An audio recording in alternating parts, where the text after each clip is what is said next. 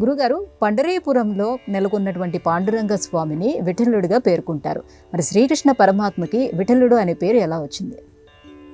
మహాయోగి పీఠే తటే భీమరథ్యాం వరం పుండరీకాయ దాతుం మునీంద్రైః సమాగత్య తిష్టంతి మానందకందం పరబ్రహ్మలింగం భజే పాండురంగం.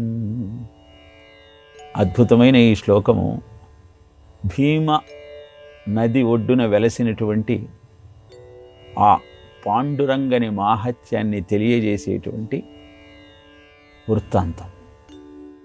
శ్రీకృష్ణుడు రుక్మిణితో కలిసి ఆనందంగా ఉన్న సమయంలో రాధాదేవి అక్కడికి వచ్చిందిట. రాధాదేవి కృష్ణునితో ఉన్న చనువు కారణంగా కృష్ణుని సామీప్యానికి రావటాన్ని గమనించిన రుక్మిణి తట్టుకోలేక భీమా నది ఒడ్డున ఉన్న ఈ క్షేత్రానికి వచ్చిందిట. అక్కడే పుండరీకుడు కూడా నివాసం ఉంటూ ఉన్నాడు. రాధాదేవి వెళ్ళిపోయిన తరువాత రుక్మిణిని వెతుక్కుంటూ శ్రీకృష్ణుడు ఆ క్షేత్రానికి వచ్చాడు. రుక్మిణిని అనునయించాడు. అనంతరము తన నామాన్ని జపిస్తున్న పుండరీకుడిని కూడా చూడాలని ఆయన ఇంటికి వెళ్ళాడు.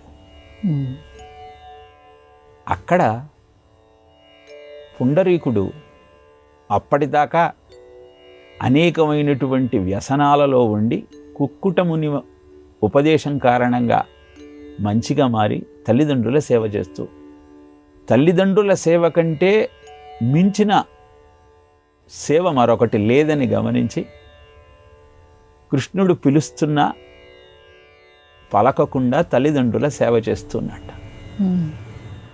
అది గమనించిన కృష్ణుడు రావయ్యా అని తొందరగా రమ్మంటూ అడిగేసరికే ఒక ఇటుకను విసిరేసేట.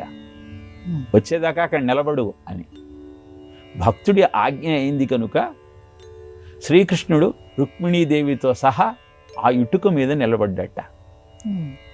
విఠ్ అంటే ఇటుక, లా అంటే నిలిచి ఉన్నవాడు, విఠల అంటే వరం పుండరీకాయ దాతుం మునీంద్రైః. అలా ఆయన కోరిక మేరకు అలా నిలబడి ఉన్నాడు కనుక ఆయనని విఠలా అన్నారని ఒక ఐహిత్యం. అనంతరం తల్లిదండ్రుల సేవను ముగించుకొని బయటికి వచ్చిన పుండరీకుడు స్వామి రుక్మిణితో సహా సాక్షాత్కరించేసరికి పొంగిపోయి ఇలానే ఇక్కడ నిలబడి నాకు నిత్యము నీ కటాక్షాన్ని అందించవయ్యా అంటూ ప్రార్థించాడు. పుండరీకుని కోరిక మేరకు అలా నిలబడిపోయాడు భక్తవత్సలుడైనటువంటి పరమాత్మ. శ్రీకృష్ణుని యొక్క భక్తవత్సలతకు చిహ్నంగా విఠల అన్న నామధేయాన్ని ధరించి మనను కటాక్షిస్తున్నాడు.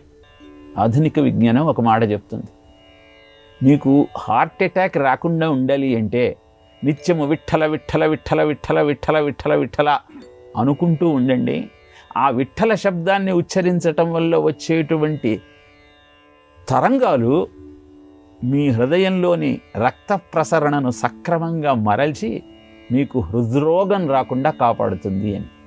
ఇలా ఇహాన్ని పరాన్ని మనకు అందిస్తూ అద్భుతమైనటువంటి భక్తితో ఆయనను సేవించిన వారిని కటాక్షించేటువంటి పాండురంగడిని కీర్తిస్తూ ఆ రూపాన్ని ధ్యానిస్తూ ఆనందంగా జీవించే ప్రయత్నం చేద్దాం.